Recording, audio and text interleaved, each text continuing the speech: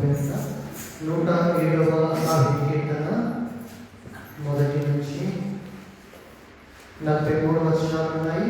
మొదటి నుంచి 21వ వచనం వరకు మార్చి చదువుకుందాం. 107వ కీర్తన పంచస్థానాలు మొదటి నుంచి 21వ వచనం వరకు మార్చి చదువుకుందాం. యెహోవా దయాళుడు, ఆయనకు కృతజ్ఞతాస్తుతులు చెల్లించుడి. ఆయన కృప నిత్యముండును.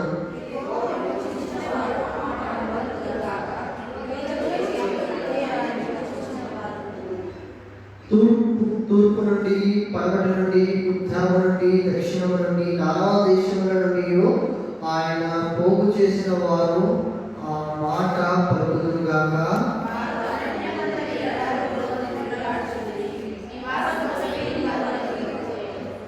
ఆకలి దప్పుల చేత వారి ప్రాణము వారిలో సమస్యను.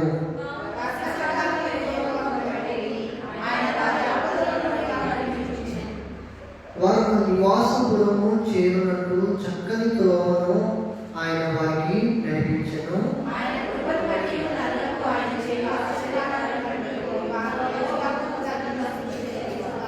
ఏదైనా ఆశ్చర్య ప్రాణము ఆయన తృప్తిపరిచి ఉన్నాడు.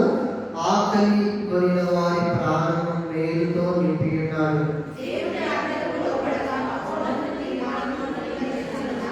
బాధ చేతను, ఇనుప కట్ల చేతను బంధింపబడిన వారి చీకటిలోను, మరణాంధకారంలోను నివాసం చేయు వారి హృదయమును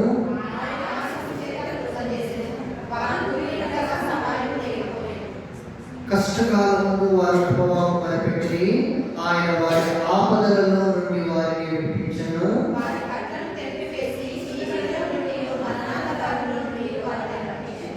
ఆయన కృపను బట్టి నరులకు ఆయన చేయు ఆశ్చర్య కార్యములు బట్టి వారి కృతజ్ఞతాస్తుతులు చెల్లించెదరుగాక.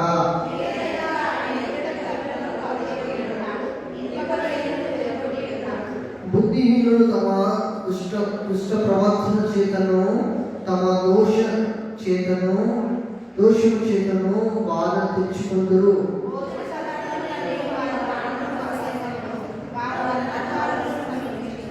కష్టకాలమందు వారు యెహోవాకు మొరపెట్టిరి. ఆయన వారి ఆపదలలో నుండి వారిని విడిపించెను.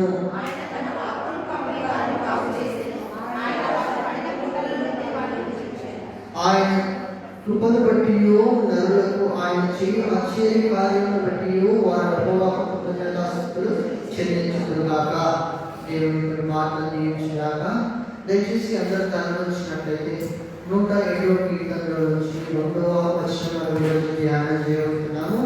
ఆ మాట ద్వారా 2వ వచనము యెహోవా విమోచించిన వారు ఆ మాట పలుకుదురుగాక.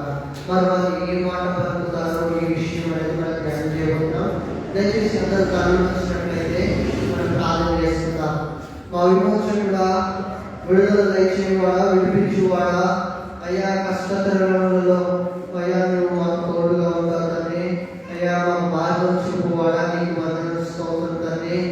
బలశుడా, బలవంతుడా, శక్తిమంతుడా, నీకు వందనం స్తోత్రం తండ్రి. ఈ యొక్క 2వ ఆరాధనలో ఈ యొక్క పునరుద్ధారణలో నీ పాదాల చెంత మేము ఉన్నాం తండ్రి.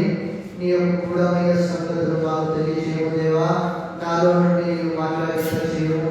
నా నోటిని, నా పెదవుని పరిశుద్ధపరిచి పవిత్రపరచు కాదా.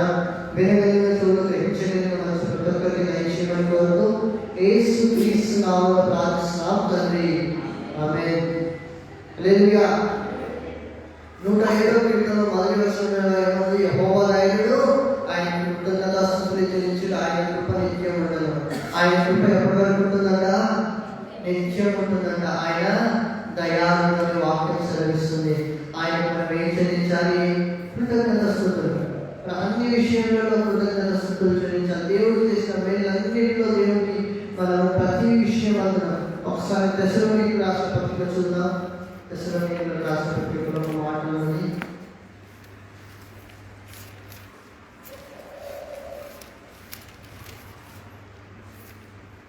తెస్సలోనికీయులకు రాసిన పత్రిక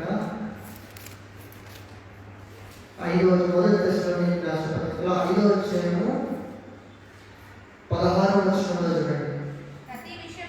ప్రతి విషయంలో కృతజ్ఞతలు చెల్లించి ఇలా చేయగా యేసుక్రీస్తునందు మీ విషయంలో దేవుని చిత్తం ఏంటంటే ప్రతి విషయంలో కృతజ్ఞతాస్తుతులు చెల్లించడము. చెప్పండి, ఇది దేవుని చిత్తం. ప్రతి విషయం అంటే దుఃఖంలో, సుఖంలో, సంతోషంలో, మనం చేసే ప్రతి ప్రయత్నంలో, మనం చేసే ప్రతి పనిలో దేవుడు ప్రతి దినం దేవుడికి కృతజ్ఞతాస్తుతులు చెల్లించడం. మనం ఆహారం భుజించడంతో ప్రార్థన చేసుకుంటాం కదా, అప్పుడు కూడా దేవుడికి కృతజ్ఞతాస్తుతులు చెల్లించాలి. ప్రతి విషయంలో, ఈ చిన్న విషయంలో, ఆ చిన్న విషయమైన పెద్ద విషయమైన ప్రతి విషయంలో దేవునికి మన కృతజ్ఞతాస్తుతులు చెల్లించాలి. ఎందుకు? ఇది దేవుని చిత్తము. మనం దేవుని చిత్తం దేవుని చిత్తం తెలుసుకున్న వారిపై దేవునికి కృతజ్ఞతాస్తుతులు చెల్లించాలని వాక్యం చదివిస్తుంది.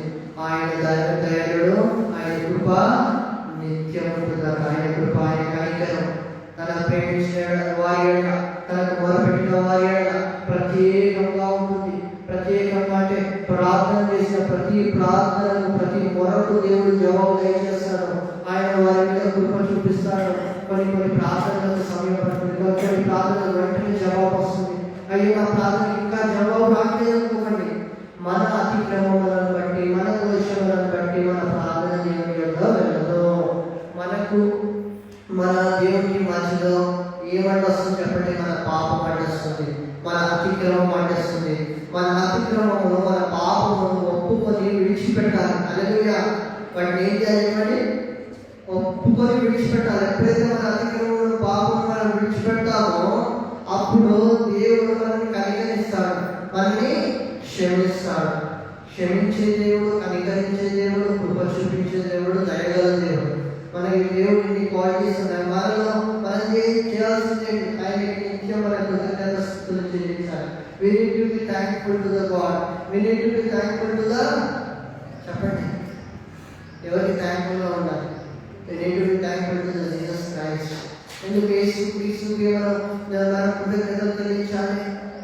ఇది ఇక్కడ సో యేసుక్రీస్తు ఈ విషయంలో దేవుని చిత్తము. ఎవరి విషయంలో అన్న? యేసుక్రీస్తు విషయంలో అన్న. మనం జ్ఞాపకం చేస్తాం, యేసుక్రీస్తు విషయంలో దేవుని చిత్తం ఏంటంటే కృతజ్ఞతాస్తుతులు చెల్లించడం. హల్లెలూయా. కృతజ్ఞతలు. ఈరోజు మన అంశం ఏంటంటే విడుదల పొందిన వారు. విడుదల అంటే మీరు చెప్పండి, మీరు వాక్యం విన్నవారు కానీ ఎవరు కానీ విడుదల అని మనం ఎప్పుడంట ఒకటి దయ్యంలో నుంచి విడుదల కలిగినప్పుడు, శోధన అంటే ఇంట్లో గొడవల నుంచి విడుదల కలిగినప్పుడు, అనారోగ్యం నుంచి విడుదల కలిగినప్పుడు, వ్యాపారం నుంచి విడుదల కలిగినప్పుడు, అన్యాయమైన పోరాటం నుంచి విడుదల కలిగినప్పుడు. విడుదల అనేది అనేక రకాలైన విడుదల ఉన్నది. దేవుని చేత స్వస్థత పొందినప్పుడు విడుదల. యేసుక్రీస్తు వారు కుంటి వారు ఉంటే ఏం చేసినాడు? స్వస్థత పరిచినాడు. కాబట్టి వారు ఏం పొందుతున్నారు? విడుదల పొందుతున్నారు. నేను ఈరోజు వాక్యం వింటున్న వల్ల కూడా మన సమస్యల నుంచి మనం ఏం పొందుకోవాలి? విడుదల పొందుకోవాలి. విడుదల పొందుకుంటే మనం జయం చూడగలుగుతాం. నీవు జయం పొందుతున్నావు, నువ్వు దేవుని కార్యం చూసినావు ఎట్లా తెలుస్తుంది? విడుదల కలిగినప్పుడు. హల్లెలూయా. విడుదల గురించి ఒక 107వ కీర్తన 2వ వచనంలో ఏమని రాయబడింది? యెహోవా విమోచించిన వారు ఆ మాటలు పలుకుదురుగాక. విరోధుల చేతుల నుండి. సో ఆ విరోధుల చేతుల నుంచి ఎవరు విమోచిస్తారు? నన్ను చూడండి. నేటి తరంలో విరోధులంటే ఎవరు చెప్పండి? శత్రువులుగా ఎవరు చెప్పండి? మన శత్రువు, మెయిన్ శత్రువు ఎవరు చెప్పండి? మనుషులు కాదు, ఈ లోకంలో ఉన్న నాయకులు కాదు. మన శత్రువులు మొదటిగా సాతానుడు మన శత్రువు, అపవాది మన శత్రువు. మనం అపవాదితో పోరాడాలంటే మనకి ఏం కావాలి? మనకి శక్తి కావాలి.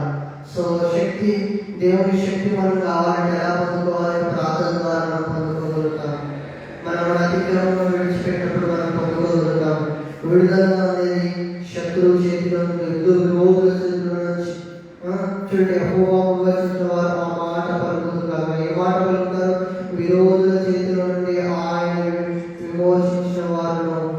తూర్పు నుండి, పడమటి నుండి, ఉత్తరం నుండి, దక్షిణం నుండి, నలవదిశల నుండి ఆయన పోగు చేసిన వారు ఆ మాట పలుకుదురుగాక. ఏమని? కృతజ్ఞతాస్తుతులు దేవుడికి. దేవుడు చేసినప్పుడు ఇంకా కృతజ్ఞతాస్తుతుల నుంచి ఇంకెక్కడ రాయబడింది చెప్పండి?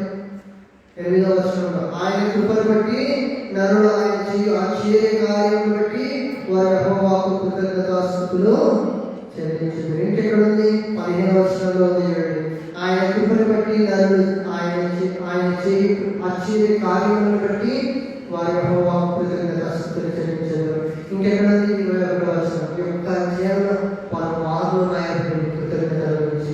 ఆయన కృపను బట్టి నరులు ఆయన చేయు ఆశ్చర్య కార్యములను బట్టి వారి యెహోవాకు కృతజ్ఞతాస్తుతులు చెల్లించుదురుగాక. వారు కృతజ్ఞతార్పణలు చెల్లించుదురుగాక. 22వ మనం కృతజ్ఞత కలిగి ఉన్న దేవునికి మనల్ని సంరక్షించి పాపమనే ఊపిలో నుంచి శాపమనే ఊపిలో నుంచి నిన్ను నన్ను రక్షించి ఈరోజు సజీవంలో ఎన్ని సమస్యలు వచ్చినా ఎంత విపత్తులు వచ్చినా ఈరోజు నిన్ను నన్ను సజీవులుగా లెక్కించిన దేవుడికి విమోచించిన దేవుడికి మనం ఏం చెల్లించాలి? కృతజ్ఞతలు. మన దేవునికి కృతజ్ఞతలు చెల్లించాలి.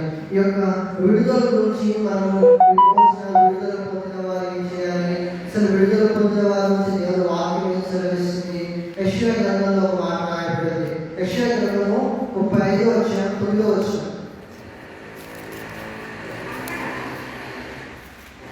35వ అధ్యాయం 9వ వచనం. అక్కడ సింహం ఉండదు, క్రూర జంతువులు దాని ఎక్కవు, అవి అక్కడ కనబడవు, విమోచింపబడిన వారే అక్కడ నడుచుదురు. యెహోవా విమోచించిన వారు పాటలు పాడుచు తిరిగి సీయోనునకు వచ్చెదరు. వారి కళ్ళ మీద నిత్యానందములు, వారి ఆనంద సంతోషములు గలవారే వచ్చెదరు. దుఃఖము నిట్టూర్పును ఎగిరిపోవును. ఆమేన్. చూడండి, విమోచింపబడిన వారి నుంచి వాళ్ళు విమోచింపబడి ఇప్పుడు చూడండి మనం యొక్క దేవుని సన్నిధిలో దేవుని మందిరంలో ఉన్న మనము సింహముల వంటి వ్యక్తులు కానీ ఈ యొక్క క్రూరములు వంటి వ్యక్తులు కానీ మందిరానికి వస్తారా? రారు. వాళ్ళు వెనపటి నుంచి వెనపట్టి వెళ్ళిపోతారు. వస్తామనుకుంటారు, వారు వెళ్ళిపోతారు. అట్లాంటి మూర్ఖ జనం కూడా మందిరం రావాలనుకుంటారు, ఏదో ఒక పని కూడా వెళ్ళిపోతుంటారు, కానీ ఎవరు రారు. సీయోను చేరేవారంటే ఎటువంటి వారు కాకుండా విమోచింపబడిన వారు. సో నేను సీయోను చూసేదాను, నేను సీయోను వెళ్ళాను, ఎన్నో పాటలు ఉన్నాయి సీయోను మీద. సో సియోను మందిరాలు కూడా ఉన్నాయి, పేరు పెట్టబడి. సో సియోను పురము అని కూడా ఒక ప్రాంతం ఉంది. ఒక దైవజనుడు పెట్టుకున్నాడు ఒక ప్రాంతాన్ని, సియోను పురం అని కూడా. చూడండి, సింహం ఉండదు అక్కడ. ఏముండదట? సింహం ఉండదట, క్రూర జంతువులలో అంట, దాని ఎక్కవంట, అవి అక్కడ కనబడవంట. ఏ కనబడవంట చెప్పండి?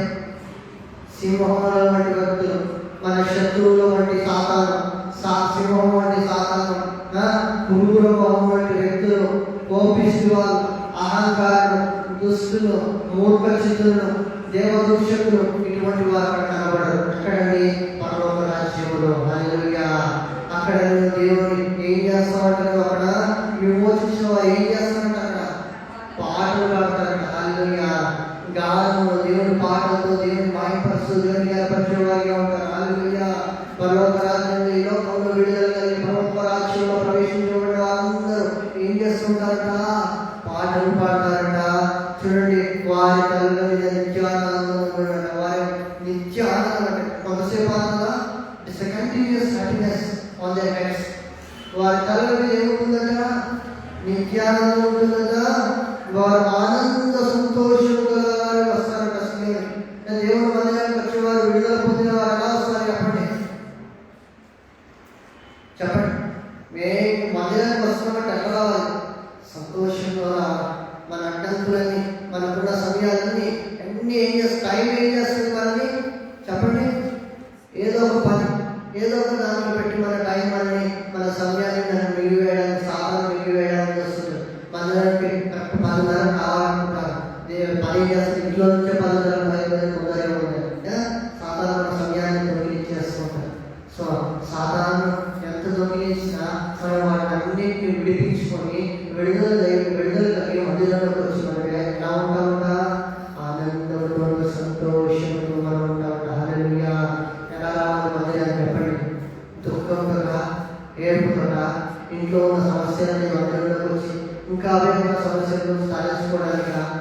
చెప్పండి?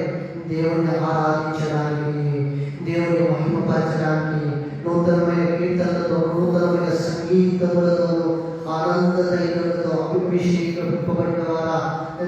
ఒక మాట ఉంటుంది మందిరం చాలా మందిరాలలో ఒక వాక్యం, ఆశీర్వదింపబడిన వారా లోనికి రమ్ము. చూసింటారు కదా, మందిరాలను ఆశీర్వదింపబడిన వారు, మనం ఆశీర్వదింపబడిన వారు, విమోచింపబడిన వారు, విడుదల కలిగిన జనం. హల్లెలూయా! ఎంతమంది విడుదల కావాలి? దేవుడు మీ సమస్య నుంచి విడుదల కలిగేకాక విమోచింపబడిన వారు, మనం విడుదల కలిగిన వారు. ఎందుకంటే ఎందరో కావాలి, కానీ కొందరు మాత్రమే వస్తున్నారంటే వారిలో విమోచన జరిగింది, విడుదల జరిగింది, వారి పనుల నుంచి, వారి సమస్య నుంచి విడుదల జరిగింది. కాబట్టి నేడు మీరు వాక్యం వినగలుగుతున్నారు, ఈ సమయాన్ని దేవుడికి ఇవ్వగలుగుతున్నారంటే మీలో విమోచన జరిగింది. మీరు నిత్యానందం పొందుకోవడానికి వారసులు. దుఃఖము నిట్టూర్పు ఎగిరిపోతుంది దేవుని సన్నిధిలో ఉంటే. హల్లెలూయా! దేవుని వాక్యం ఉంటే, ఆయన పాటలు పాడి ఆయనలో ఆరాధిస్తే ఏమైపోవాలి చెప్పండి? దుఃఖం వెళ్ళిపోవాలి, నిట్టూర్పు వెళ్ళిపోవాలి, బాధ వెళ్ళిపోవాలి, మళ్ళీ ఏం చేయాలి? సంతోషంతో మళ్ళీ ఇంటికి వెళ్ళాలి. ఆ సంతోషం ఎవరి నుంచి వస్తుంది? దేవుడి నుంచి వస్తుంది. ఈ లోకం నుంచి వచ్చే సంతోషం కాదు, ఈ లోకం నుంచి వచ్చే వైభవం నుంచి కాదు, ఈ లోకం నుంచి వచ్చే ఆనందం కాదండి. అది కొంతసేపు కనబడి కొంతలో మాయమైపోతుంది. ఊపిరి ఈ చూడండి, ప్రాణం అయిపోయిందంట, కొంతసేపు కనబడి అందులోనే ఆరిపోయింది, ఆవిరి ఉండేది ప్రాణం. సో ఈ ప్రాణం కొంతసేపు కనబడి కొంతసేపు చూడండి, ఎంటర్టైన్మెంట్ కోసం ఎక్కడికి వెళ్తారు చెప్పండి? ఎంటర్టైన్మెంట్ కోసం ఎక్కడికి వెళ్తారు? థియేటర్స్కి వెళ్తారా కదా? ఇప్పుడు వెళ్తలేదు అనుకోండి, బంధువులు కాబట్టి. సో 3 గంటల ఆనందం కోసం వెళ్తారు. మనకి ఏ 3 గంటల ఆనందం అవసరమా? అది లోకావసరం. కొంతసేపు మనకి నిత్యానందం కావాలి. హల్లెలూయా! నిత్యమైన ఆనందం, నిత్యమైన సంతోషం. ఆ సంతోషంలో తప్పనిగా చేయబడి ఉండాలి. దేవుని వాక్యం విని ఇంటికి వెళ్తున్నా నువ్వు సంతోషంతో వెళ్ళాలి. ఆ వాక్యాన్ని చేపట్టి ఈరోజు నాకు విడుదల కలుగుతుంది, నా సమస్యల పైన నాకు విడుదల కలుగుతుంది, నాకున్న ఇబ్బందుల నుంచి నాకు విడుదల కలుగుతుందని నువ్వు సంతోషంతో ఎప్పుడైతే ఇంటికి వెళ్ళగలుగుతావో అప్పుడు దేవుని యొక్క ప్రజెన్స్ నీ మీద ఉంటుంది. నువ్వు వెళ్ళిన ప్రాంతంలో నీకు దుఃఖం ఉందని పేరు నిట్టూర్పు కలిపి ఎన్ని సమస్యలు ఉన్నాయి, దుఃఖం నిట్టూర్పు అంతకంటే పక్కకెళ్ళిపోతుంది. నిన్ను బట్టి ఇతరులు కూడా సంతోషింపగలుగుతారు. నిన్ను బట్టి నీ యొక్క దేవుడు నువ్వు ఆరాధించి మైపరచబడి దేవుడి శక్తి పొందుకొని ఇంటికి వెళ్తావు కదా, నువ్వు ఇతరులకు ప్రార్థన చేస్తే వారు కూడా శక్తిని పొందుకోగలుగుతారు, దేవుని శక్తి. హల్లెలూయా! వారు కూడా దేవుడు ఆనందాన్ని పొందుకోగలుగుతారు. ఇదంతా ఎవరి నుంచి వస్తుంది చెప్పండి? ఆనందం, సంతోషం దేవుడి నుంచి. దేని నుంచి విడుదల? అక్కడ ఏముండవు చెప్పండి? సింహం ఉండవు, ఊర జంతువులు ఉండవు, నిట్టూర్పు ఉండదు చెప్పండి, దుఃఖం ఉండదు. దేవుని దగ్గరకు వచ్చినప్పుడు ఏం కావాలి? దేవుని దగ్గరకు వచ్చినప్పుడు సంతోషం. హల్లెలూయా! చూడండి, సంతోషం కావాలనుకున్న వారు 62వ విషయం 62 వచ్చిన 12 వచ్చిన చూడండి. 62 వచ్చిన 12 వచ్చిన పరిశుద్ధ ప్రజలని యెహోవా విమోచించిన వారిని వారు వారికి పేరు పెట్టబడను. యెరూషలేమా ఆశింపదగిన దారులను విసర్జింపబడిన పట్టణము నీకు పేరు. అందరు ఏ పట్టణానికి వెళ్తారు చెప్పండి? యెరూషలేము పట్టణం వెళ్తారా? ఎలా లేకపోయినా డబ్బులు అప్పు చేసుకుని యెరూషలేము కూడా చనిపోయే సమయం కొందరు అనుకుంటారు 60 దాటిలోపు మందిరానికి వెళ్ళాలి. ఎక్కడ? యెరూషలేములో ఉన్న ప్రకారపు గోడల్ని యెరూషలేములో క్రీస్తు బెత్లెహేములో యేసుక్రీస్తు ఎక్కడ జన్మించినారు, ఆయన సమాధి ఎక్కడ చేయబడి ఉన్నది, ఆయన ఏ నదిలో, యోర్దాను నది ఎక్కడ ఉన్నది, మరి ఇక్కడ పాలస్తీన్ ఎక్కడ ఉంది, సిరియా ప్లేసెస్ ఎక్కడ ఉన్నాయి, యెరూషలేములో ఐగుప్తు ప్రాంతంలో ఏమున్నది, దేవుడి మందిరం అక్కడ ఎట్లా కూర్చోబడింది, ఎవరు ఏ పాలన ఎలా ఉంది, స్వయంగా తమ కళ్ళతో చూడడానికి ఏ పట్టణానికి వెళ్తారండి? యెరూషలేము పట్టణం. నేటి కూడా వెళ్తున్నారు ప్రపంచవ్యాప్తంగా. ఎందుకు ఆ పట్టణానికి పేరు వచ్చింది చెప్పండి? ఎందరో ప్రవక్తలు వచ్చినారు, ఎందరో దైవజనులు వచ్చినారు, అందరూ వచ్చినారు, అందరూ వెళ్ళిపోయినారు. ఒకటే ఒక వ్యక్తి వచ్చినాడు, యేసుక్రీస్తు వారు. హల్లెలూయా! పరిశుద్ధ దేవుడు వచ్చినాడు కాబట్టి అది పరిశుద్ధ పట్టణంగా పేరు ప్రఖ్యాతి పొందగలిగింది. Hallelujah! Jerusalem is a place of God. Hallelujah! అది ఏ పట్టణం కింద మారింది? పరిశుద్ధ ప్రజలనియో యెహోవా విమోచించిన వారినియో వారికి పేరు పెట్టబడదు. ఎవరండి పరిశుద్ధ ప్రజలు చెప్పండి? ఈ లోకంలో ఎవరైనా ఒక పరిశుద్ధ పట్టణం అయితే మనం చూడవచ్చు. పరిశుద్ధ ప్రజలు ఎవరున్నారు చెప్పండి? చెప్పండి. నిజంగా మనం పరిశుద్ధం అవుతామా? అవుతామండి. యేసుక్రీస్తు నందు ఎవరైతే ఈ యొక్క తమ పాపములను ఒప్పుకొని ఎవరైతే మారు మనసు పొంది దేవుని మార్గములు సర్వాంగ కవచం పొందుకొని వారి అతిక్రమములు వారి యొక్క శరీర అవయములను అనగా ఈ లోకంతో కూడిన జాగ్రత్తము కామములుగా ఈ యొక్క లోకము విగ్రహాలు వీటన్నిటిని విడిచిపెట్టి దేవుల్లో ఉన్న వారి ప్రజలు పరిశుద్ధ ప్రజలు అనబడతారు. హల్లెలూయా. ఎవరైతే యేసుక్రీస్తులో బాప్తిజం తీసుకొని క్రీస్తులో ఉన్నవారంతా ఏ గోత్రం ఏ కులం అని అడగండి, రాజులైన యాజక సమూహం అనబడతారు. హల్లెలూయా. అవన్నీ పాపయాన్ని గతించిపోయి క్రీస్తులోకి వచ్చినావా? నువ్వు రాజులైన యాజక సమూహంగా దేవుడే అనుకున్నాడు. చూడండి, నీ పూర్వం ఏంటి దేవునికి అవసరం లేదు. నువ్వు రక్షింపబడిన వ్యక్తులైతే ఏ సమూహం చెప్పండి? రాజులైన యాజక సమూహం. We belongs to kings. హల్లెలూయా. రాజాది రాజైన యేసు రాజు యొక్క మనం ఆయన బట్టి యేసు ప్రభు పరిశుద్ధుడిగా జన్మించినాడు కాబట్టి యేసు ప్రభు ఈ లోకంలో పరిశుద్ధాత్మగా జన్మించినాడు. పరిశుద్ధుడు.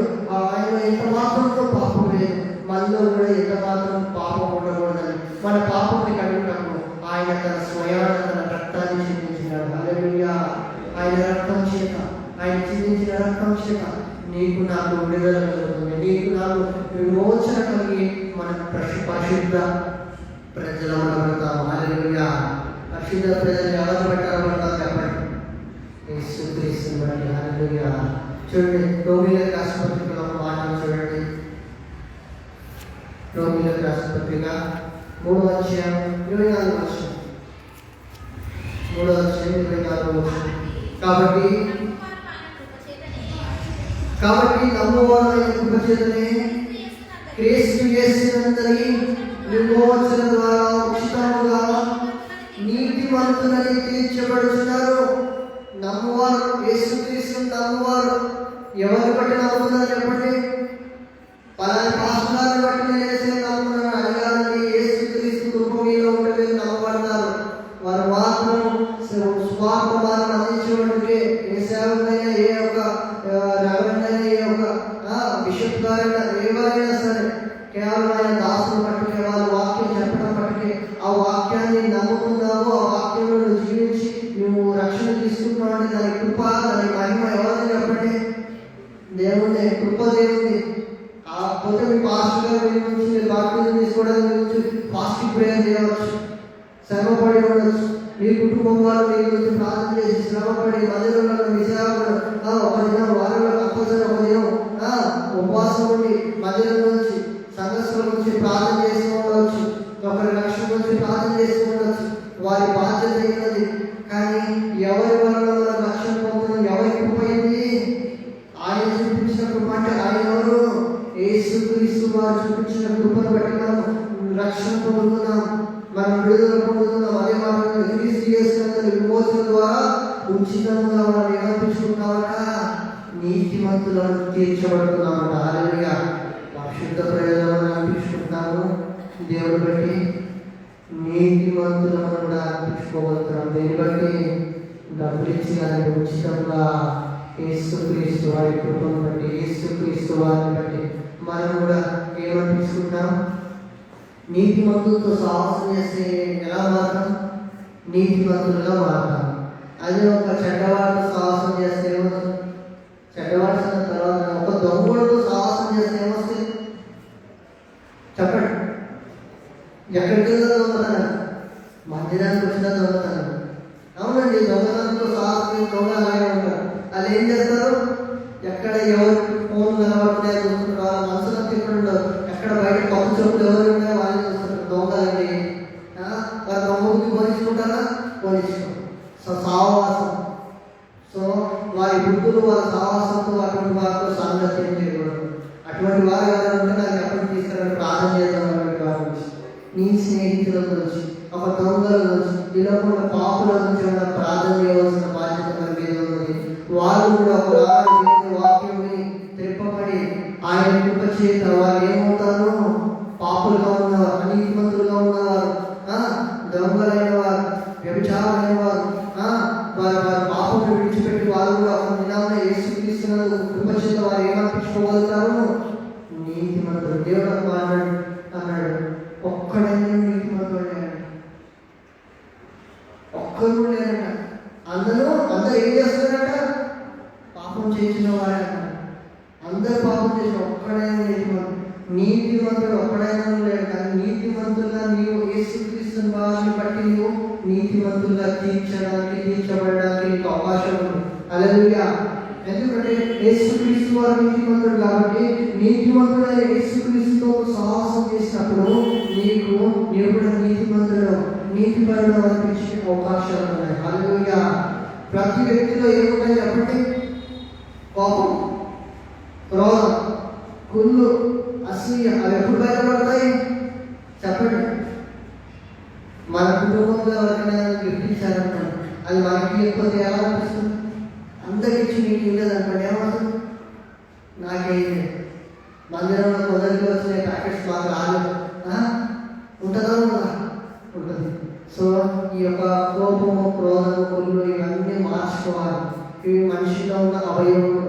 ఈ అవయవం నుంచి ఎప్పుడైతే నీ శరీరాన్ని ఎప్పుడైతే నలగొట్టు, అసలు శరీరం నలగొట్టుకోవడం ఏంటి? నిజంగా శరీరం నలగొట్టుకోమని ఉందా? అవయవములను చంపివేయ, మన శరీరంలో ఉన్న బుద్ధులని అవయవములను చంపివేయమని ఉందా? ఎక్కడ ఉంది? కొలస్సీలకు రాసిన పత్రికలో ఒక మాట చూడండి. కొలస్సీలకు రాసిన పత్రిక 3:5 కావున భూమి మీద ఉన్న మీ అవయవం, ఒక్క నిమిషం, భూమి మీద ఉన్న మీ అవయవం అంటే మన అవయవం, బయట వారి స్నేహితులు గారు, దోస్తులు, వాళ్ళ గారు, మీ సొంత విషయంలో తెలియజేస్తున్నమాట. అనగా జాగ్రత్తలు, అపవిత్రత, కామక్రూరత, దురాశ, విగ్రహాలైన ధనాపేక్ష చంపివేయుడి. ఏం చెప్పాలి చెప్పండి?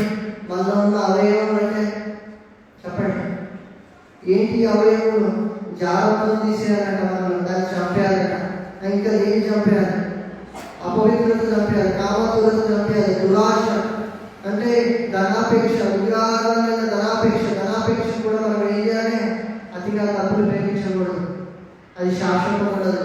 దాని ఎంత మట్టుకు అవసరమో అంత మట్టుకే వాడుకోవాలి. హల్లెలూయా. నీ ఆశ దేని మీద ఉండాలి? దేవుని మీద ఉండాలి. సో వీటన్ని ఏం చేయాలి చెప్పండి? చెప్పాలి. క్రైస్తవులుగా అనబడిన వారు వీటిని ఏం చేయాలి? ఇప్పుడు నీకున్న అవయవాన్ని నాకున్నప్పుడు వీటికంటే నీకు బాధ ఉంటుంది. నాకున్న అవయవంలో మీకు అన్ని నాకు ఉన్నాయనుకోండి, వీటిని ఏం చేయాలి చెప్పండి? చంపివేయాలి. శరీరం నుంచి ఇవి విడుదల కలగాలి. ఇవి ఎప్పుడైతే శరీరం నుంచి విడుదల కలుగుతుందో మనం ఏమవుతాము? విమోచన విడుదల మనం ఏమవుతాము? సంతోషం మనలో వస్తుంది, సమాధానం మనలో వస్తుంది, అపవిత్రత దొరికిపోయిన దేవుని శాంతి, సమాధానం. అప్పుడు నువ్వు నీతిపరుడు, నీతివంతుడు అని కనిపించుకోగలుగుతావు. మొదటి తిమోతికి రాసిన పత్రికలో ఒక మాట చూడండి. అంతకన్నా ముందు ఒక మాట చూస్తున్నాం. ఏంటంటే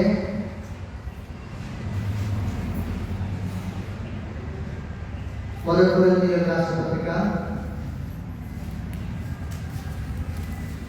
9:26 చూడండి. కాబట్టి నేను గురి చూడని వారి వలె పరిగెత్తు వాడు కాను, గాలికి కొట్టినట్లు నేను పోట్లాడలేదు. కానీ ఒకవేళ ఇతరులకు ప్రకటించిన తర్వాత నేనే భ్రష్టుడనేమో అని నా శరీరం నలగొట్టి దానిని లోపరుచుకొనుచున్నాను. చెప్పండి. గురి లేని వారిగా ఉండడానికి వాళ్ళు వాక్యం చదివిస్తుంది. ఏ కంపెనీలో ఏదైనా కంపెనీలో కానీ ఏదొక బిజినెస్ కానీ ప్రతి కంపెనీకి ఒక కొన్ని మిషన్ అనేది ఉంటుంది, గురి అనేది ఉంటుంది. గురి లేకుండా ఎవరో ఉండకూడదు. బైబిల్ వాక్యం కూడా అదే సెలవిస్తుంది. నీకు ఒక గురి ఉన్నది. నీ రాత్రి ప్రయాణం అంతటిలో నీకు ఒక గురి ఉన్నది. ఏంటా గురి చెప్పండి? నీ శరీరంలో వచ్చి చంపివేయాలని ఉన్నది. రెండోది, ఒకవేళ ఇతరులకు ప్రకటించిన తర్వాత యేసుక్రీస్తు నుంచి నీవు గురించి ప్రకటించడం, నేను భ్రష్టుడైపోదునేమో అని నా శరీరంలో అలా కొట్టి దాన్ని లోపరుచుకొనిచున్నాను. ఎవరిని మాట చెప్పింది? తిమోతి యొక్క సేవకులతో ఎవరు మాట్లాడుతున్నారు? అపోస్తలుడైన పౌలు. హల్లెలూయా. తన సొంత జీవితాన్ని తనలో తెలియజేస్తున్నాడు. తన శరీరాన్ని ఏం చేసుకుంటాడంట? నలగొట్టుకుంటాడు. తన శరీరాన్ని ఏం చేసుకుంటాడు? నలగొట్టుకుంటాడు. దాన్ని లోపరుచుకుంటాడంట. హల్లెలూయా. మనం ఆత్మ మాట విన్నా, శరీరం మాట విన్నా చెప్పండి. శరీరం మాట వింటే వంట తినేది కొంచెం ఎక్కువ తింటారు. శరీరం మాట వింటే ఇంకొక అరగంట ఎక్కువసేపు నిద్రపోతాం. గంట ఏం కాదు, ఇంకొక హాఫ్ అన్ అవర్ తింటారు. మత్తులుగా ఉంటాం. శరీరం మాట వింటే ఏ పని చేయలేం, మత్తులుగా ఉంటాం. సో మనం దేన్ని అణిచివేయాలి చెప్పండి? దేన్ని నలగొట్టాలి? మన శరీరాన్ని మనం నలగొట్టాలి, దాన్ని లోపరుచుకోవాలి. మన ఆలోచన, గురి కలిగిన ఆలోచన, దేవుడు మనకు ఒక మీరు ఇచ్చిన గురి ఇచ్చినాడు. మన ప్రయాణం అంతటిలో మనం ఏం చేయాలి? మన అవయవాలను చంపివేయాలి. సో ఇవన్నీ చేస్తూ మనం దేన్ని కాపాడుకోవాలి? ఏముండాలి మన దగ్గర? ఏముంటే మనం జయించగలుగుతాం చెప్పండి? ఇప్పుడు ఒక యుద్ధ సైనికుడు ఉన్నాడండి. యుద్ధ సైనికుడి దగ్గర ఏముంటుంది చెప్పండి? ఆయుధాలు ఉంటాయి. సో ఆయుధాలు లేకుండా యుద్ధానికి వెళ్ళాలి కదా. ఎంత గెలుస్తారా చెప్పండి? ఆయుధం లేకుండా ఎవరైనా గెలవగలుగుతారా? సో మనకు కూడా ఒక ఆయుధం ఉండదు, మనకు కూడా ఒక కవచం ఉండదు. ఎఫ్ఎస్సీ రాష్ట్ర పత్రిక 6వ అధ్యాయము. మనం శక్తి పొందుకోవాలంటే మనం ఏం చేయాలి? అపవాదం జయించడం. అపవాది అనగా నీ శత్రువే కాదు, నీ యొక్క ఎదురు వ్యక్తి కాదు. అపవాది అనగా సాతాను. 6వ అధ్యాయం 11వ వచనం చూడండి. మీరు అపవాది తంత్రములను ఎదిరించుటకు శక్తివంతులన్నట్లు దేవుడి సర్వాంగ కవచమును ధరించుకోండి. హల్లెలూయా. మన ఇక్కడ దేవుడు ఏమని సెలవిస్తున్నాడు? మీరు అపవాది తంత్రంలో ఎదిరించుటకు శక్తివంతులన్నట్లు దేవుడి సర్వాంగ కవచమును. సో యుద్ధానికి వెళ్ళిన వారు బుల్లెట్ ప్రూఫ్ జాకెట్ వేసుకుంటారా? వేసుకుంటారు. అది వేసుకుంటే ఏం కాదు, బుల్లెట్స్ తాకినా ఏం కాదు. సాధారణంగా వేసే బాణాల నుంచి కూడా మనం తప్పించుకోవాలంటే లోకపు గాలి, లోకపు తంత్రము, లోకపు సాధారణ నుంచి నీవు జయింపగలగాలంటే నువ్వు ఏం ధరించుకోవాలి? దేవుడి సర్వాంగ కవచం ధరించుకోవాలి. హల్లెలూయా. సో సర్వాంగ కవచం నువ్వు ధరించుకున్నావు అనుకో, నువ్వేముంటావు? శక్తిమంతుడుగా ఉంటావు. ఎంత బలజుడైనా సరే, ఎంత శక్తిమంతుడైనా సరే, యుద్ధానికి వెళ్ళేటప్పుడు ఖడ్గం లేకుండా అంతే వేస్తారా? ఖడ్గము అవసరం. మనకు కూడా 2 లక్షల ఖడ్గం ఉండదు. ఎక్కడికి వెళ్ళా, ఎక్కడికి ఏం తీసుకెళ్ళాలి? సిగ్గుపడకుండా, సంశయించకుండా చెప్పండి. ఏ ఊరి ప్రయాణం చేసినా మన పర్సనల్ బైబుల్ అంతా ఉండాలి. హల్లెలూయా. మన ఖడ్గము ఏ సమయంలో, ఎక్కడ సమయం దొరికినా, ఖాళీ సమయం దొరికినా తమ ఖడ్గాన్ని చేసి మనం ఏం చేయాలి? మన ఆయుధాన్ని చేసి మనం ఏం చేయాలి? చదవాలి.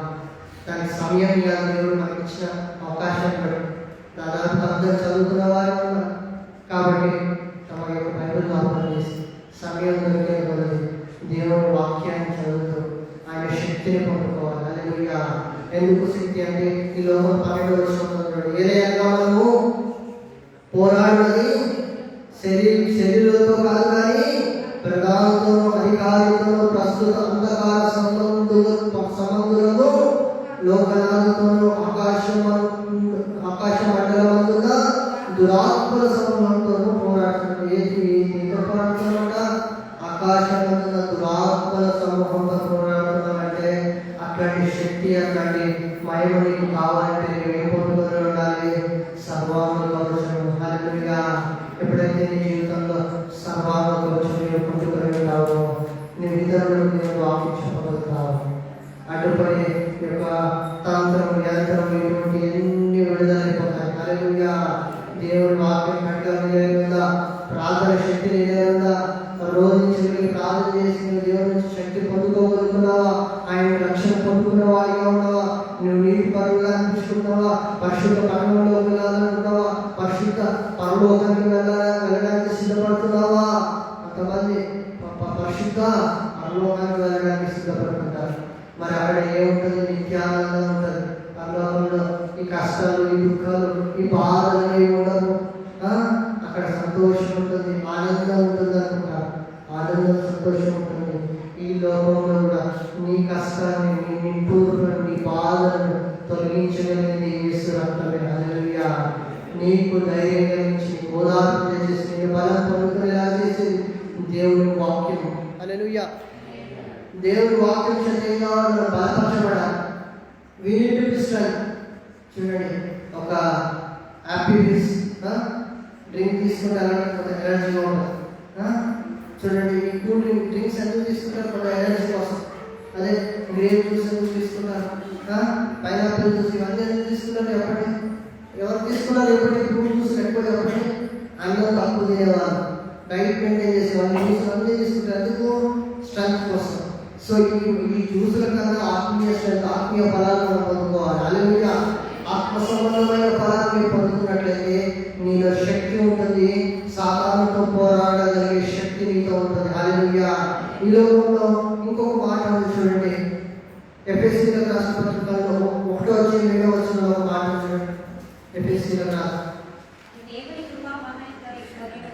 దేవుని కృపా మహదైశ్వర్యమును బట్టి ఆ ప్రియుని యందు ఆయన రక్తం వలన మనకి విమోచనము, అనగా మన అపరాధములకు క్షమాపణ. ఆమేన్. దేవుని రక్తం వల్ల మనం ఏం పొందుకోగలుగుతామట? మన అపరాధములకు క్షమాపణ. దేనికి? నువ్వు చేసిన అపరాధములకు, నువ్వు చేసిన తప్పులకు, నువ్వు చేసిన యొక్క మిస్టేక్స్ అన్నిటి అపరాధాలు అన్నీ ఉన్నాయి. సో అన్ని కడిగిపోయబడాలంటే ఎవరి ద్వారట? ఏ రక్తం ద్వారా? మేకన, కోడియా, పొటేలా, మరి ఏ రక్తం ద్వారా? చెప్పండి. ఆవుల రక్తం ద్వారా? ఏ రక్తం ద్వారా? గువ్వల ద్వారా? ఏటి రక్తం ద్వారా? యేసు క్రీస్తు యొక్క రక్తం ద్వారా నీ అపరాధములకు ఏం దొరుకుతుందట? క్షమాపణ. హల్లెలూయా. చూడండి, మనం క్షమింపబడతామట. ఆయన రక్తం వల్ల మనకు క్షమాపణలు. ఎవరి కృపను పెట్టినంత? యేసు క్రీస్తు వారి కృపను బట్టి ఆయన విమోచన, విడుదల జరుగుతుంది. మొదటి పేతురు రాసిన మొదటి పత్రికలో ఒక మాట చూడండి.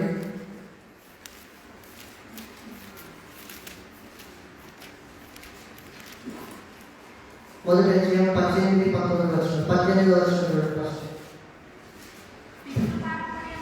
పితృపారంపర్యమైన మీ వ్యర్థ ప్రవర్తనను విడిచిపెట్టినట్టుగా వెండి, బంగారం వంటి క్షయ వస్తువుల కింద మీరు విమోచించబడేది కానీ అమూల్యమైన రక్తం చేత, అనగా నిర్దోషము, నిష్కళంకములను గొర్రెపిల్ల వంటి క్రీస్తు రక్తం చేత విమోచింపబడితేనని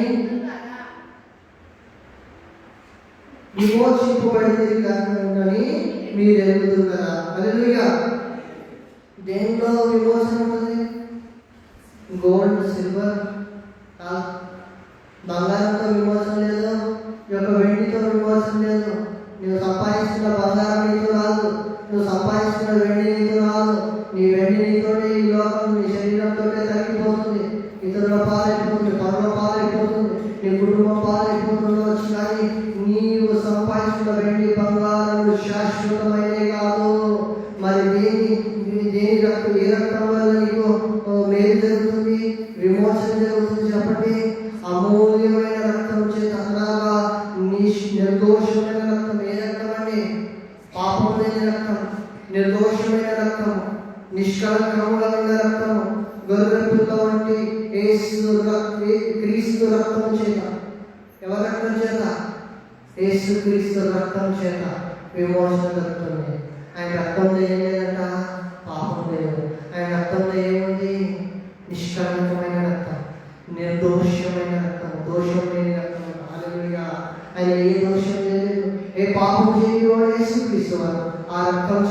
ఏం దొరుకుతుందట? విమోచన. విమోచింపబడితే మీరు ఎదుగుతుందా? చూడండి, మనం తెలుసుకున్నాం యేసుక్రీస్తుని ఎరిగిన యేసుక్రీస్తు నుంచి నువ్వే పొందుకోగలుగుతావు? విడుదల, విమోచన పొందుకోగలుగుతాం. కీర్తనల గ్రంథాలు కూడా ఒక మాట చూడండి. కీర్తన గ్రంథము 78వ కీర్తన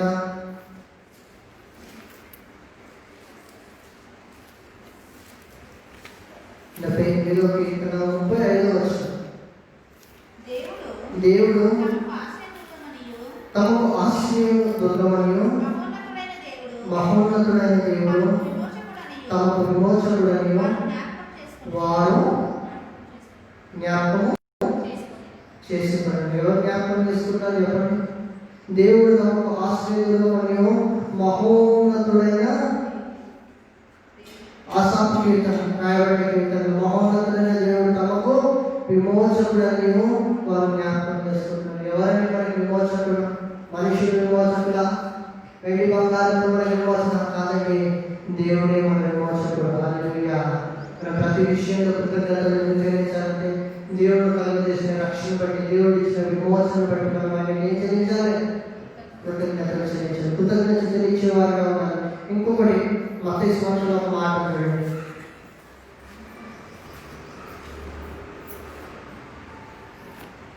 మత్తయి సువార్త 10వ అధ్యాయం 32వ వచనం. 10వ అధ్యాయం 32వ వచనం. మనుషుల ఎదుట నన్ను ఒప్పుకొని వాడేవాడు పరలోకమందున్న నా తండ్రి ఎదుట నేను వారిని. చూడండి, లోకంలో నేను యేసుక్రీస్తు చేత రక్షింపబడినాను. నేను యేసుక్రీస్తు వ్యక్తిని. నేటి యేసుక్రీస్తు ద్వారా నేను రక్షింపబడినాను. యేసు నామం మేము పలుకుతున్నాం. యేసు నామం చేత మేము రక్షింపబడినాము. మా దేవుడు యేసుక్రీస్తు అని ఎవరి ఎదుట, మనుషుల ఎదుట ఎవరైతే ఒప్పుకుంటారో, తండ్రి ఎదుట ఏమని ఒప్పుకుంటాడంటే, యేసయ్యా నేను అని ఒప్పుకుంటాడంట. హల్లెలూయా. నన్ను ఒప్పుకున్న వాడు పరలోకమందున్న నా తండ్రి ఎదుట వాడు ఒప్పుకుంటాడంట. హల్లెలూయా. ఇంత అమూల్యం కదా ఈ లోకంలో. అవునండి, క్రైస్తవులు అంటే చిన్న చూపు చూస్తాం. క్రైస్తవులు అంటే సిగ్గు చేయకండి. ఎందుకంటే మేము ఏం చెప్పము, ఇంటి పేరు మాత్రమే చెప్తామంటే నీ పేరు చెప్పుకోకు, ఏం చెప్పుకోకు, పరలోక రాజ్యం నీకు వెళ్ళలేదు. సిగ్గు చేయడం నీకు ఇంత సిగ్గు. నీ నుంచి కష్టపడే దేవుడు తన ప్రాణాన్ని అర్పించినాడు. చెప్పుకోవడానికి నువ్వు నామోషంగా ఫీల్ అవుతే పరలోక రాజ్యంలో నువ్వు ఎవరు నాకు తెలియదు. నేను ఎప్పుడైతే I'm proud to be a Christian, so more than Christian, I'm proud to be a Christian అన్నాను కనుక I'm proud to be a follower of Jesus Christ. I saved by Jesus Christ. యేసుక్రీస్తు చేత నేను రక్షింపబడ్డాను. అది అమూల్యమైన మాట. ఎవరైతే ఒప్పుకుంటారో యేసుక్రీస్తు రక్తం చేత నేను కడగబడ్డాను, యేసుక్రీస్తు రక్తం చేత నేను ఎప్పుడైతే రక్షింపబడ్డానో ఎవరైతే ఒప్పుకుంటారో లోకంలో నేను క్రీస్తు వాడను, నేను క్రీస్తు జనాంగంలో ఏ జనాంగమైన ఏ మనుషుల యొక్క జనుల యొక్క ఒప్పుకుంటారో వారు పరలోక రాజ్యంలో తండ్రి యొక్క యేసుక్రీస్తు వారు ఒప్పుకుంటారంటే ఈ వ్యక్తి నా వ్యక్తి. హల్లెలూయా. పరలోకమందున్న నా తండ్రి యొక్క నేను అని ఏమనుకుంటాడు? నా బల నా మంచి దాసుడా. హల్లెలూయా. ఇప్పుడు ఇలా నేను ఒప్పుకోగలిగితే నువ్వు షై ఫీల్ అయినావా, దేవుడు కూడా నేను అక్కడ అవకాశం లేదు. హల్లెలూయా. నువ్వు అక్కడ అవకాశం అందుకోవాలంటే ఇక్కడ నిన్ను కనపరుచుకోవాలి. దేవుని యొక్క మనుషుల ఎదురు కూడా కనపరుచుకోవాలి. ఇదే మాట ఇంకొక రాయబడింది. కీర్తన గ్రంథం 9వ అధ్యాయం 10వ వచనం చూడండి.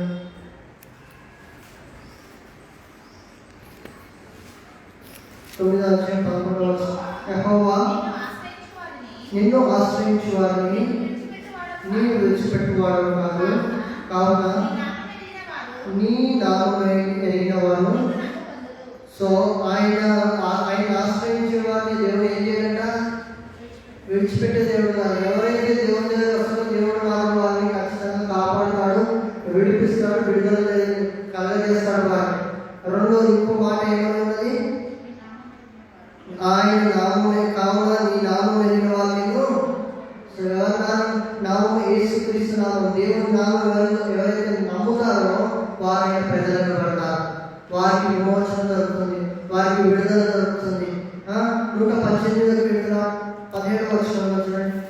118వ కీర్తన 118వ కీర్తన 17వ వచనం, నేను చావను సజీవుడైన యెహోవా క్రియలో.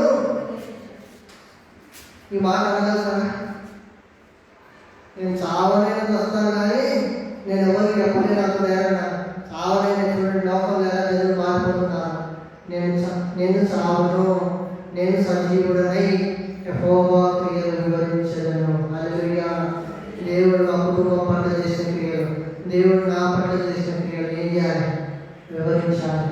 ఆయన చేసిన ఆశ్చర్య కార్యాలు, ఆయన చేసిన అద్భుత క్రియలు ఏం చేయాలి? ఇతరులను వివరింపాలి. హల్లెలూయా. సజీవులను చనిపోయి సాక్ష్యం, చనిపోయిన తర్వాత అందరూ చెప్తారు మనసుడు బ్రతుకున్నప్పుడే ఏం చెప్పించుకోవాలి? సాక్ష్యం. ఆయన క్రియలు, ఆయన చూపించిన అద్భుత క్రియలు, నీకు చేసిన మేలులన్నీ నువ్వు ఏం చేయాలంట? వివరించాలంట. ఆయన క్రియల గురించి, ఆయన చేసిన కార్యంలో బ్రతికుండగా నువ్వు క్రీస్తుతో చేయాలి, సువార్తను ప్రకటించాలి. హల్లెలూయా. చూడండి, అపోస్తల కార్యంలో 1వ అధ్యాయం 8వ వచనంలో మాట్లాడుతుంది. అపోస్తల కార్యం 1వ అధ్యాయం 8వ వచనం,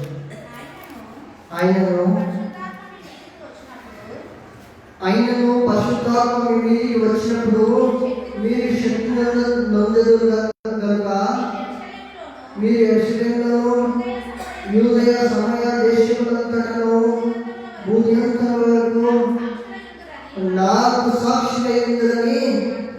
సో పరిశుద్ధాత్మ పొందుకుంటే మనం ఎవరికి సాక్ష్యం అయి ఉంటామంట? చెప్పండి. బాప్తిజం తీసుకున్నాం మేము, అందరూ అంటారు బాప్తిజం తీసుకుని రక్షణ తీసుకున్నాం. మనం ఏం పొందుకోవాలంట? పరిశుద్ధాత్మ అనే శక్తిని పొందుకోవాలి. హల్లెలూయా. ఈ యొక్క పరిశుద్ధాత్మ అనే శక్తి మీరు పొందుకున్నారనుకోండి, ఆయన మీ సాక్షులుగా మీరు జీవించగలుగుతారు. అట్టి ధైర్యము, అట్టి శక్తి మీకు, మీ కుటుంబానికి వస్తుంది. హల్లెలూయా. స్వభావంతో సతాన్ని జయించగలుగుతాము. ఇతరులకు దేవుడు చేసిన క్రియలను మనం వివరింపాలంటే మనం ఏమి ఉండాలి? దేవ పరిశుద్ధాత్మ శక్తి ఉండాలి. ఇతరులకు వెళ్ళి ప్రార్థన చేస్తున్నావు అంటే నీలో ఏముండాలి? పరిశుద్ధాత్మ శక్తి ఉండాలి. ఒకవేళ సాతాన్ని నువ్వు ఎదిరించలేకపోతున్నావు, నువ్వు డౌన్ అయిపోతావు, వాళ్ళంటావు. వెళ్ళాలి ఒకరు ప్రార్థన చేయడానికి వెళ్తున్నావు, ముందు నువ్వు ఉపవాసం ఉంటే ప్రార్థన చేస్తున్నావు. ఒక కుటుంబం నుంచి ప్రార్థన చేస్తున్నావు, ఒక వారం కలిగి ఉపవాసం ఉంటే ప్రార్థన చేస్తున్నావు.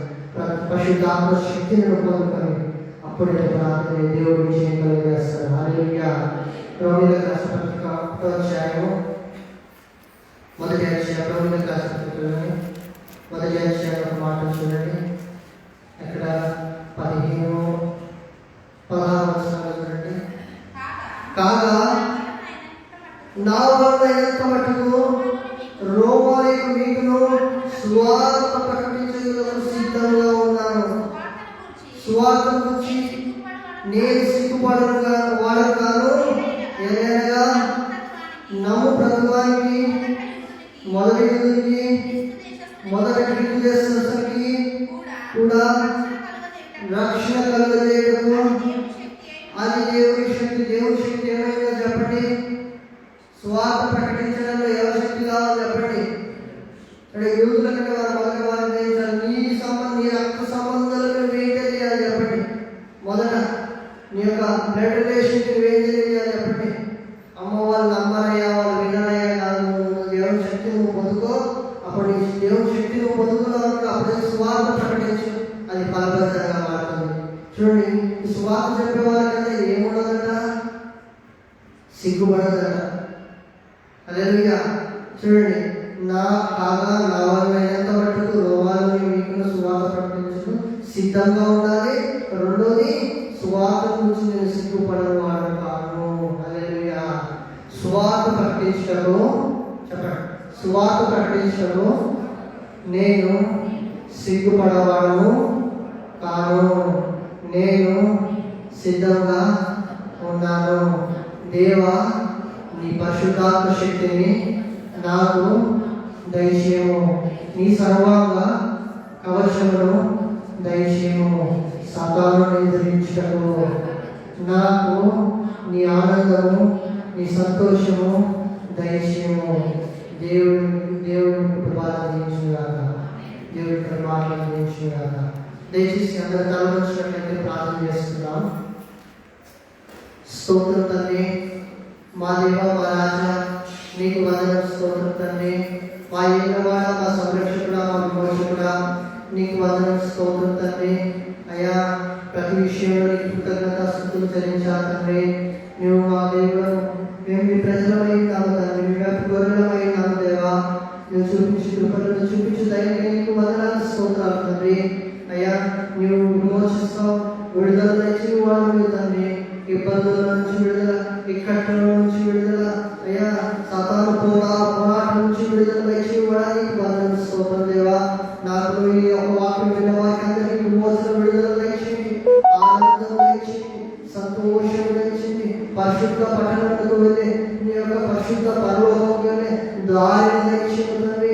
వారి పాపములు, వారిలో ఉన్న అవయవములు, ఈ లోక సంబంధమైన అవయవములు ఏవైతే ఉన్నాయో వాటి నుంచి విడుదల తెచ్చింది. వారి యొక్క శరీరంలో వారి నెలకొట్టుకుని అంచివేసుకొని నీకు లోబడి గురిగలిగిన జీవితం, గురిగలిగిన ఆశ్చర్యమైన జీవితాన్ని పొందుకొని నీకు సాక్షులుగా ఉండి వారి విశ్వాసాన్ని వారు కాపాడుకుంటూ దేవా సర్వాంగంలో ధరించుకుని సాతాన్ని ఎదిరించుకుని శక్తి గలవారి అయ్యా నీ రక్తం చేత కడగబడి నీ యొక్క పరిశుద్ధాత్మ శక్తిని పొందుకునే వారిగా సిద్ధపరచమని కోరుతూ నజరేయుడైన యేసుక్రీస్తు నామములో ప్రార్థిస్తున్నాను తండ్రి. ఆమేన్. దయచేసి అందరూ లేచి నిల్చున్నట్లయితే ఆరాధించుకుందాం.